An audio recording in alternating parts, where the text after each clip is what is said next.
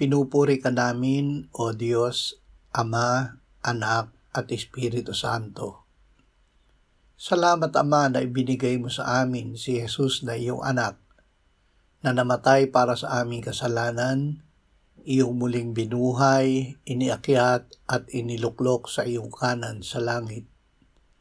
Salamat na ibinigay mo sa amin ang iyong banal na Espiritu, at sa pamamagitan niya ay ibinuhos mo ang iyong pag-ibig sa aming puso. Panginoong Hesus, kami ay napako na kasama mo sa krus. Hindi na kami ang nabubuhay, kundi ikaw ang nabubuhay sa amin.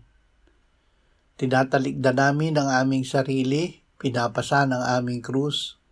Susunod at mananatili kami sa iyo, na umibig at nag-alay ng iyong buhay para sa amin. Amen.